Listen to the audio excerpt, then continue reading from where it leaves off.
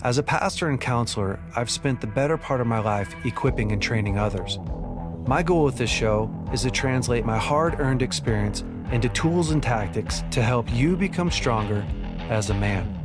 This is the BraveCo podcast. I'm your host, Jason Vallotton.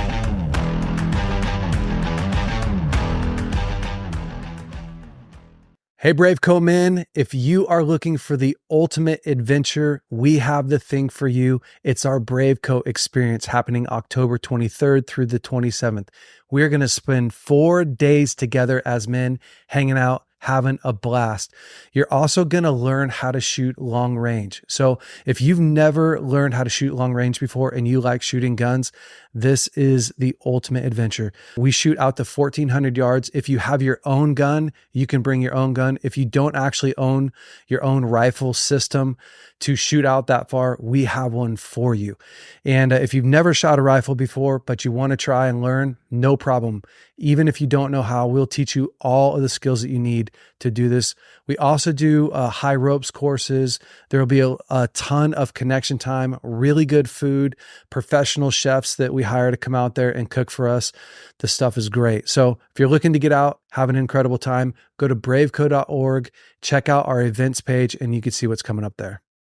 Hi guys, welcome back to the It's Time for Breakthrough podcast. Today I am with Jason Vallotton. This is super fun. We get to dive into a topic I'm sure some of you, if you know Jason, you've heard him talk about at least a little bit. We'll get to dive into processing pain and what that looks like every day. And so, Jason, welcome to the podcast. Thanks so much for having me. I am so excited that you're here. Jason is a pastor and a senior leader here at Bethel Church and a husband, father, friend of Jesus, first and foremost. And Jay, do you want to talk about some of the things you do, things that, where do we know Jason Vallotton from? Yeah, so I help to oversee the Transformation Center here. Yeah. And then I lead our men's ministry here at Bethel. Mm-hmm. And then I am a dad, so I've got 5 kids. And I also lead a men's ministry called BraveCo. Yeah. So yeah, those are all the things I do. All the things you do, just very easily. Yeah, just know you have all the time in the world to do everything you want. I've got little kids, so I don't have much time. Yeah. What are some of your hobbies? What do you do for fun? Yeah, I love hunting and fishing and riding motorcycles. Honestly, anything outdoors, really. Yeah, I love to do. Yeah, just Northern California life here. We have so much stuff to do here. Yeah. It's great. Yeah. Mm-hmm. That's so fun. Yeah, it is. What do you do for fun? What do I do for fun? I film this podcast. This is fun for me. This was like my little dream of being here at the Transformation Center, of having this. And so me and my friends, I'm very Gen Z. And so me and my friends are like, the term right now is yapper. Oh. So if you talk a lot, you're a yapper, and it's kind of funny. And so me and my friends are like, we're level 1 top tier yappers. And so this is the perfect place to be, because I'm like, I just get to talk to people all day, talk about things that's on God's heart. But other than that, I am a grad school student, which seems not fun, but for me is really fun. I'm super nerd studying politics, and which seems like it doesn't fit in here, but it does. It's amazing. Because politics are a part of the kingdom. Yeah, it's true. It's another episode for another day. But yeah, I'm a student. I love hopping around little coffee houses. It's a good time. Yeah. And we have plenty of those. We do. Here in Redding, California. Yeah. In the world. Coffee's really popular. So yeah, it's a good time. But I would love to just jump right in. We talked about something fun. Now we get to talk about something even more fun, which is processing pain. What does that even mean when we say processing pain? What is kind of the importance of that? Yeah, I think the challenge with humans is we want to avoid pain at all costs, right? Mm-hmm. Pain has a voice and it says, fix me now. Do whatever you have to do to get rid of me. And so, our first initial response to pain is to run away, is to avoid it, shove it down, stuff it, and pretend like it's not happening. Because I think most people feel powerless to process pain. Yeah. We were never taught. The average person wasn't taught how to process pain when they're young. They were taught that life is pain. And you need to avoid it or downplay it. And so I think that's the big challenge for people. Processing pain is literally just the practice of giving yourself enough time to make room to embrace your emotions, really, to feel sad or angry or confused or lonely, and so pain, there's so much variance between what the type of pain that someone can experience. Yeah. Honestly, in everyday life, right? Yeah. From unfulfilled expectations to somebody actually wrongs you. And so, processing pain looks like embracing the emotion that you're feeling. If it's anger or sadness or grief or sometimes guilt or shame, and actually allowing yourself to cry about it or talk about it, but really to unpack it. I mean, there's lots of different ways to process pain, and I have some of my favorite ways, but really it's the practice of unpacking what's going on inside of you. Yeah. That's so good. What are some of your favorite ways to process pain? Yeah. So I have like a 5-step process for dealing with pain that I think works really well. And so to me, the first step in processing pain is admitting that you're in pain. Yeah. Right? Because again, most people don't even know that they're in pain. Yeah. They've been in it for so long. So you get really numb to pain, but then you just shut down your emotions. Yeah. And so the step 1 is to admit that you're in pain. Step 2 is to pick one thought, one memory, one moment, because you really can't fully process everything at once. And that's kind of a mistake, right? So if you sit down with a friend and they start talking about their whole entire life, my whole life sucks, my whole life's been terrible, it's okay if that's part of their process, but really you have to get to a place where you're processing one thing if you're going to get all the way through it. Yeah. Because half processed pain doesn't lead to like a concluded healed moment or memory. And so I like to pick one thing and then to be really honest about it. Yeah. That's a big challenge that people have, especially Christians have, is we want to downplay or, I think downplay, but also, we're trying to not hurt people's feelings. Yeah. Even though we're not talking to them, we're just journaling it out. And so, you have to really dive into the pain and remember that when you're processing pain in a healthy, safe way, what you write down is not a commentary on your character. It's a commentary on the pain. Yeah. And so that's good. Being able to write in a way or express yourself in a way that's honest. Step 3 is all about getting to a place where you start to recognize what the theme is. And so what will happen is, I'll give an example. Like I went through a divorce in 2007 and my wife left me for somebody else. And it wasn't just that my wife left me that created so much pain. There's these underlying things that if we don't actually bring those to God, that continue to drive pain in our lives. And a lot of people say things like, when you talk about what do you do with your pain, a lot of people say like, I nail it to the cross or I give it to God. Yeah. But because they don't actually really know a process, they are going to God with their pain and walking back, carrying it away. Yeah. And so it's like, well, you didn't really give it to him. You visited God and then you left the same way. Yeah. And so that's why I like this process is, and part of what happens is if you just talk about your pain, well, if you just talk from a place of anger, which is fine, but don't actually get below the anger to what's driving the pain and what's actually driving the anger, then you don't really get a resolve. And so a lot of people say forgiveness is like an onion. You just peel it over and over and over and over again. It's because they're not getting below the anger and to the actual real need. And so what will happen is if you start processing pain, let's say that it was the first time that I remembered my wedding day after my wife left me, right? Well, every happy thought that you have, that you build together as a married couple, when a divorce happens, all those happy thoughts turn to pain. Yeah. Right? They're all horrible. And so in processing that memory, my first response is, I'm so angry. I have so much judgment. How dare you? How could you? Yeah. Why would you?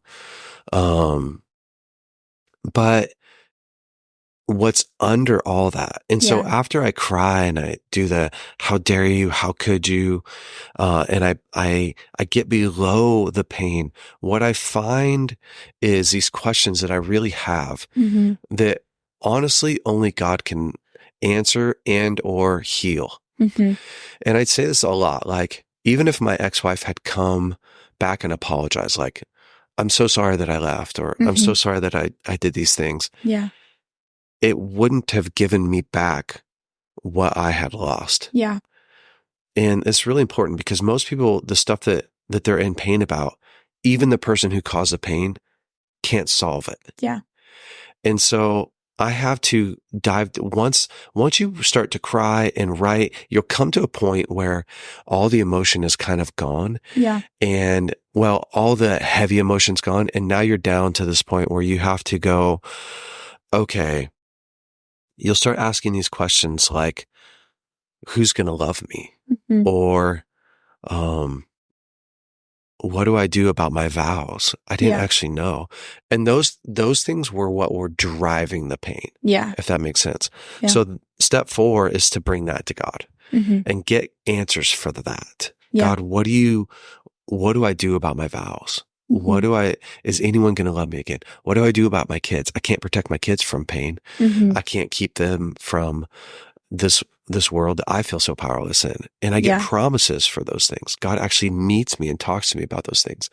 Now, from that place, step 5 is I'm going to forgive. Yeah. Which the first level of forgiveness is a choice. And that's fine. But if you only stay at choice and you don't get to a place of compassion, compassion's what really activates forgiveness. Yeah, that's good. Yeah. And so once my needs already been met from God, now I'm at a perfect place to say, God, how do you see the person who's wronged me? And he'll show you this really compassionate picture. From that place, all the stuff that I wrote down in the very beginning, how dare you? How could you? I go back and I forgive for those specific things. Yeah. And it's just a really, really clean way of methodically processing through pain while embracing your emotions and bringing God into the picture and getting your real needs met. Yeah, that's so good. Yeah. I love it. I love the practical. And so I say this in probably almost every episode of, we have so many things that we talk about in the Christian world, like up here, that are just floating around as ideas of, you should process your pain. You should bring it to the Lord. And even with things you were talking about of, I gave it to God. I nailed it to the cross. It's like, okay, well, how did you practically do that? Like, how did you see that play out in your life? Yeah. Because if there's not, I think if we don't have boots on the ground of how did I actually process it, likelihood is we didn't actually process it, that it stayed as a Christianized idea of, oh, I gave it to him, but I have a 600-pound backpack weight that I'm carrying every day, but I thought I gave it to him. And so I love the practical of the 5 steps. Here we are. And I think something that I noticed in every step you talk about was you never stop acknowledging that you're in pain. Yeah. And it's that God's not afraid of my pain, and that he's not afraid of my big emotions. He's not afraid of that I have a how dare you thought that I could live out through. And something I love that you said was that it's not my actual character that it's just my pain talking here. Yeah. And that's okay. Yeah. And I think we can get afraid of our own pain where we don't actually let it speak. Yeah. And it can't fully be processed through. And it's almost, there have been moments where in my own life, in the midst of processing pain, where I've felt, oh God, do I need forgiveness for feeling that way? Mm-hmm. And sometimes there have been things that I felt really deeply where I'm like, okay, God, I'm sorry that I let my pain cloud my judgment of your character. Yeah. And even moments where I've had to forgive myself of, I'm sorry that I didn't have enough resources or whatever to protect you from this pain, and allowing the Lord to come in as protector of, he protects from pain. And I tried to be my own protector and it didn't work out so well. And so causing all of these things, but that's the beauty of processing pain, because if you don't hold it all inside and stuff it, then it doesn't come out in these crazy times, like these unexpected times, right? And it doesn't bleed into your character and shape your character. But because all of us are going to go through pain. So if you have a healthy process of dealing with pain, then you have a way of really unpacking it instead of carrying it, and it becomes a part of your ecosystem. Yeah, that's so good. And I think in that, a lot of people have allowed it to become a part of their ecosystem and have almost become friends with their pain and have found comfort in it. Can you talk a little bit about how do we begin the process if we've already, we're recognizing, how do we recognize first, I think, that I've become friends with my pain or I've found comfort in being in pain? And if I have, how do I come out of that and almost break up with my pain? Yeah. I think people who have made pain a friend, the whole ecosystem is tainted with it. And so pain, when you're in pain all the time, it shapes the way that you see the world, right? So you don't develop close friendships with people, or whatever area you're hurt in most. It doesn't have hope, right? It's void of hope. It's void of peace. It's void of joy. It's void of happiness. And so those are the areas that, when you make pain your friend forever and a companion, there's depression and anxiety and suffering and hopelessness and torment inside of there. And so it's a very sad place, because a lot of people grow up in a home that's very dysregulated and that's full of lots of pain. And so sometimes the fear of, it's like the hell we know is better than the hell we don't know, right? And so people keep pain around because it's familiar and it's actually less scary. So living alone, living isolated, living single, for a lot of people is way less scary than the thought of having a relationship that could possibly go bad and somebody rejecting you. Yeah. It's like, well, you're already living in a state of pain. The fear of rejection is so much greater than the loneliness that I feel today. Yeah. And that's making pain your friend is, wow, I'm lonely and I'm sad, but at least I'm not rejected by somebody else. Yeah. Or, I'm financially in crisis, but at least I'm not, out of control in whatever. Like, at least I didn't fail at business. Yeah. And so we allow fear to take over these places of our life. And so I think when pain is your master, you have fear everywhere. So that would be a good for people to look in at their life and to make an assessment. Like, is pain running this area of my life? Well, if you have anxiety, depression, hopelessness, and fear, probably so. Yeah. And so again, how do you break up with that? Well, I think that part of breaking up with fear, it takes a lot of courage. It does. And this is why I think that you have to be in a friend group This is why I think you need people in your life, because we all have experiences that felt really real to us, that were real. And this is where a testimony comes in. You know, you have a best friend that has a great marriage, and you watch your parents' marriage that was hell, and you go like, man, I never want to get married. But then you watch the story of somebody else and God's design and you know, allowing someone to speak in that you'll trust more than you trust you is a great way to start that process. And so I think that's where testimonies come in, but also, you know, allowing God to speak into those places. Oftentimes we need an expert to help us out. Yeah. So admitting that you don't know how is a great step. That's where, you know, coming to the Transformation Center, having someone come in and look at why you believe the way that you believe, and bringing Jesus. A sozo can be a great tool for bringing Jesus and God and the Holy Spirit into these places where lies were bound. And then the practical side of getting some coaching or counseling afterwards so that you rebuild your habits and your lenses and the neural pathways in your brain so that you can break the patterns that you used to have. Yeah, that's so good. Yeah. How have you seen like processing pain affect family lines and communities and other relationships with people, and even like yourself? How did you see, like you mentioned you like having your divorce, like in the midst of processing that, how did you see you processing that for the good and maybe even the hard parts of that affect the people around you? Oh, I mean, it's a complete game changer, right? Because if you think about it like this, like pain, unprocessed pain is like an infection. And so if you go to the doctor and you have a massive infection, well, what they're going to start to do is, they're going to want to drain the infection, right? Like they're going to want to get the infection out of your body, or it will just continue to take over.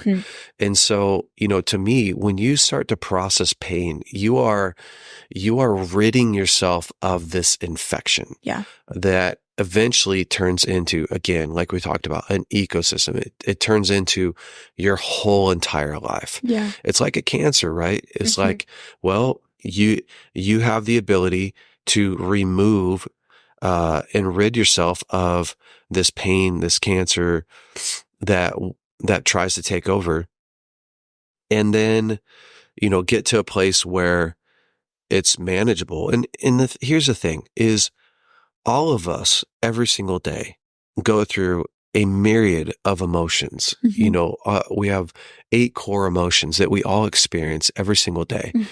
And if you don't know how to talk about that, process it, then you live a very lonely, isolated life. Yeah.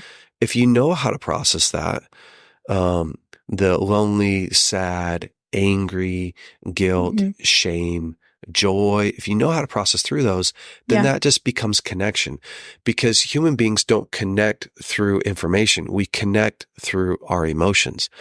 And so the gift of processing pain is connection. Yeah. Ultimately. So I think, you know, it's the husband and wife who go from never really having deep connection to, when you learn how to process pain, when you learn how to process through your emotions, well, now we live a connected marriage, because there's so many different places in marriage. I mean, from your sex life is full of fear. It's full of pain. It's full of shame. And that can be in one night. But being able to process through that brings you closer, right? It's like, oh, I feel a lot of fear right now. And having your spouse go, oh, tell me about that fear. Or I feel a lot of pain in this area. Oh, tell me about that. Now it just brings us to a place of real connection, because we're talking about stuff that really matters. And so learning how to navigate through your emotions, how to process your pain, how to not stuff it, but talk through it, takes it from being this massive event that's really fearful to like, oh, this is a lifestyle. This is how we do life. We all, I mean, you're going to have a place today where you feel doubt, you feel maybe some conviction or shame, some guilt or some fear, and being able to work through that with yourself, with God, with a best friend is part of what makes your life beautiful and connected. Yeah. In that you mentioned like specifically with a husband and a wife of, oh, you feel fear. Well, tell me about that. How do you think that takes a lot of safety to be like, to even admit to someone else, I feel fear in this area. And then also for someone to come at it with oh, I'm sorry, versus oh, well, tell me about that fear. Can you talk a little bit about how do we cultivate safety within our relationships to even admit, hey, I'm feeling fearful, or hey, I'm feeling a lot of pain right now in this area? Yeah. Well, for married couples, the goal has to be connection. Yeah. Because if the goal is peace, then we avoid conflict. And as soon as we start avoiding conflict in marriage, that begins the disconnection and the demise ultimately. Yeah. Because a lot of people say, we fell out of love, or we're falling out of love. And you can't fall into love any more than you could fall out of love, because love is not an abstract feeling. Love is a choice. Yeah. And when people say, well, we're falling out of love, what they're really falling out of is connection. We no longer have a strong connection. We don't have a bond. But again, what builds that bond isn't this euphoric chemistry between two people. Yeah. It's intentionality. It's courage. It's being able to talk and share what's really happening, what's going on in life, where you're at. And so if your goal is connection in marriage, and you're really intent on that, then it makes you address the areas of your life that creates disconnection. So if you start thinking about, well, what creates disconnection? What creates disconnection in marriage is everything from selfishness, which would be a self-protection, to unprocessed pain, like we talked about, right? To unhealthy boundaries, not knowing your needs. And so you start to go after those areas. And what we have to understand about our emotions is we all have them whether we want to or not. Yeah. So I'm not trying to feel sad. I didn't wake up going, man, I want to feel lonely today. Or, hey, I think I'll add a touch of fear to my life. Yeah. It's just where you're at. And so if my wife tells me today, like yesterday, we were getting ready to do a podcast and she pulled up to the place where we're going to record, and we both step out and I see her and she's crying. My wife didn't want to cry. She didn't wake up that morning going, I think I'm going to cry right before our podcast. Yeah. She was experiencing some pain that was really, really challenging. And so I've got two choices. I can either be a partner and a comfort, or I can be a catalyst to more pain in her life. And her pain may be about me. It may be about our kids. It may be about her mom dying in September, which is, that's what it was about, right? She was just waking up feeling some fear that day and some sadness and loneliness. And it's my privilege to be able to process that with her, because what we have to remember is that our emotions have a life cycle if we process them. So, and we see this in kids, the best. Kids are the best at processing pain. Yeah. Because they're not thinking about how it's affecting everyone else. Yeah. And so my little kids, 2 and 4 years old, when they wake up in the morning, you know exactly what they really feel. Yeah. If my daughter feels angry, she's angry. And if I want to help her in the day, I don't tell her, stop being angry. You're a horrible human being for being angry. Yeah. I can actually sit with her and say, hey, babe, what's going on in you? And as she talks about her emotion, I feel sad because Liam took my toy. She starts to go through the process of, honestly, of ridding herself of that actual emotion. And so, oh, I'm so sorry it felt like that. And then we co-regulate, right? She hugs me, I hug her. And now she's experiencing peace where there used to be pain. And before you know it, she's ready to go play with Liam again. Yeah. The guy that she was so angry at a minute ago, they're ready to play again. And he'll do that a million times in the morning. He cries about not having his milk. He cries about being hungry. He cries about not being able to make the food with you. And and I used to try to get my kids to be quiet, like, stop yelling. What's wrong with you? Why are you so whiny? You're going to go to your room. Instead, now I talk to them about it. Yeah. Liam, are you sad that you can't cook with me right now? Uh-huh. Is the stove really hot? Yeah. Is daddy not want you to touch the stove? Yeah. And then he's coming down. Yeah. Right. Because we're talking about what's going on. And so to me, like, in how you how you get to a place in marriage where you can create safety is it has to start with you. Yeah. You have to become a safe place yourself. Mm. And you have to have a value for emotional health. You have to value for real connection, and which means addressing your own shame. Yeah. Addressing your own fear. And because I think that it's our ego that keeps us from it, and it's our own shame that keeps us from hearing other people's pain. Yeah. Because the honest truth is, when my wife is in pain and when she's afraid, my temptation is to get her out of pain so that I feel better. Yeah. Not just so that she feels better. Because I'm afraid, or I feel guilt, or I feel shame because she's upset. Instead of going, tell me about that. Yeah. What's going on inside of you? Because often my wife's frustration or pain is me. It doesn't mean that I actually did something wrong. Yeah. It just means that she's experiencing it. Yeah. And so she could say, like, I just have so much fear about our finances, or I have so much fear about our home, or I have so much fear about, and I can go like, oh, our finances are fine, or our home's perfectly great. It's a better home than what I grew up with, Yeah. And really, I'm just experiencing some shame or some guilt or some fear, instead of being in that journey with her and realizing her emotions are a place for our connection. Yeah. That's the value that I hold fast to. Yeah. And instead of partnering with the shame of that, partnering with compassion to say, I'm not going to try to dismiss your emotions. I want to be here with you. 100%. And I think it's valid both in marriage and in friendships of, like, me and my closest friends. There are times where I'm like, after a long day, because we're all in BSSM, which is a place full of emotions and processing pain. And we'll come home after a long day, and I'm like, the last thing I would like to do is sit and listen to you cry for an hour. But in that, I'm like, I have to choose. I'm going to connect. Hey, what's going on? Yeah. Or I could let you run off to your room, and I know you're upset, and just let you sit by yourself. Or I can say, okay, instead of sitting on social media for 30 minutes, or instead of going to bed early like I wanted to, I'm going to choose this connection, even though it's uncomfortable for me, or it may be inconvenient for me. Yeah. Because ultimately, like you've said, processing the pain is really unto being able to connect with more people in a better, more healthy way, yeah.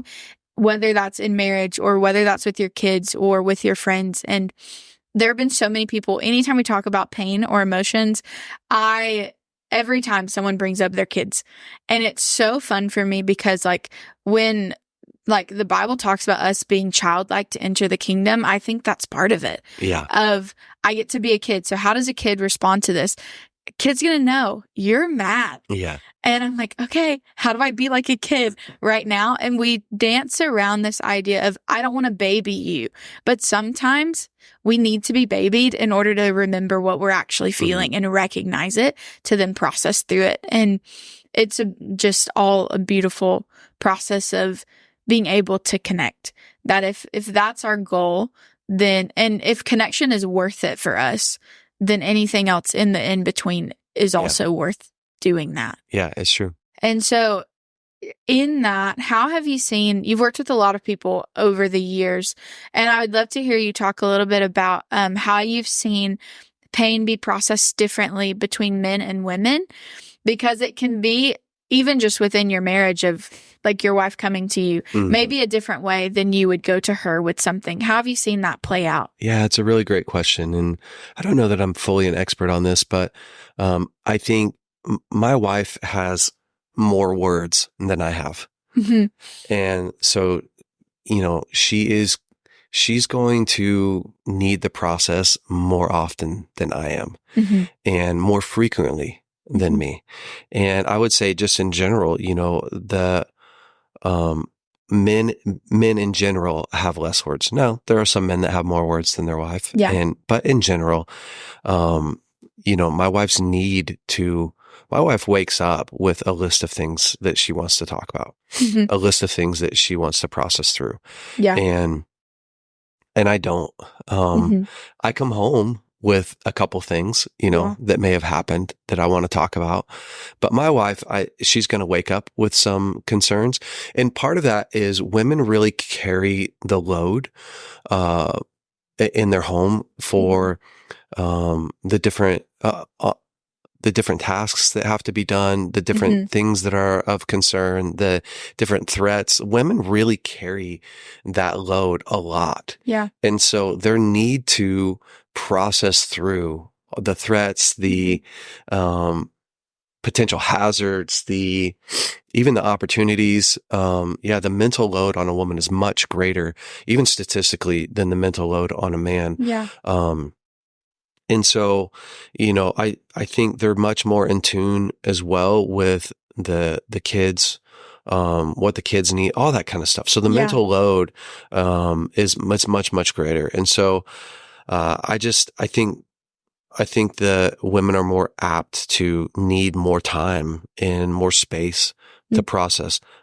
In saying that though, it's not like men don't need to process every day. Yeah. Every day. And when I say every day, like you don't have to sit down and cry every day or sit down and even, you know, fill up a whole journal. But we all do have these things that we go through on a regular basis, and being able to talk about it, being able to bring it up, that's the healthy part. And so, you know, I don't know beyond that how much we're actually different, you know, but when I look at my life, and even my daughters, they definitely need more time and are going to process more frequently. Yeah. And even just by process of, when you say process, do you mean like verbally process, like processing out loud, doing kind of things like that, and just being able to take inventory every day of what did I feel? What did I think? When I was in the beginning journey of like learning to acknowledge pain and like work through all the things I'd worked through, I had a wonderful counselor who told me, she was like, every day at the end of the day, I want you to ask these questions to yourself. What were things that made me feel really great today? What were the things that didn't feel so great today? How did I respond? And how would I like to respond in the future to these things?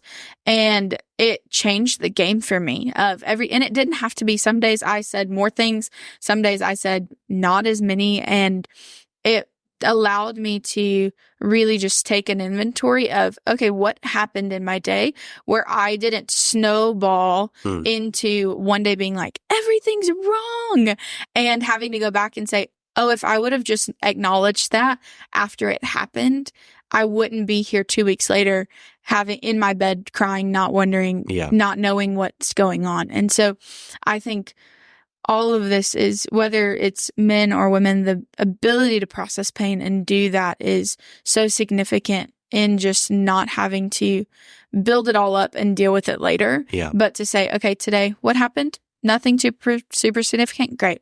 Now I can move on and be able to live a life every day that's unto freedom, not just a moment that's unto freedom. And so I love it. This has been wonderful. It's like, how crazy time flies so fast when you're just talking about something fun.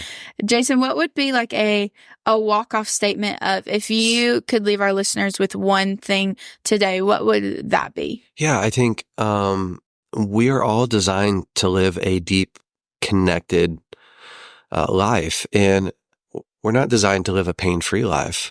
But I think being able to be powerful in your world, regardless of what happens, the experiences and the emotions that you're feeling, you know, it's so important. And so I really do. I think that people have the opportunity to break old patterns and cycles, generational curses, by changing what they do with what they're experiencing every single day. And so to me, it's like, take steps towards freedom today, take steps towards empowerment, take steps towards really loving your life, which doesn't mean eradicating the emotion from your life. It means learning how to embrace it and use it as a place of connection. So that's what I'd say to people. That's beautiful. I love it. Thank you, Jason, for being here today. Thank you so much. This has been great.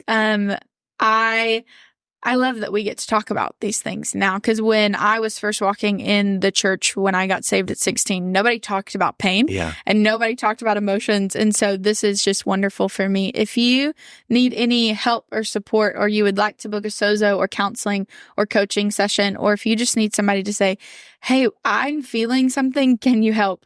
We would love to be that resource for you. And you can connect with us through our website at tcbethel.com, and you can click the little start here button in the top right corner. It's pink and beautiful.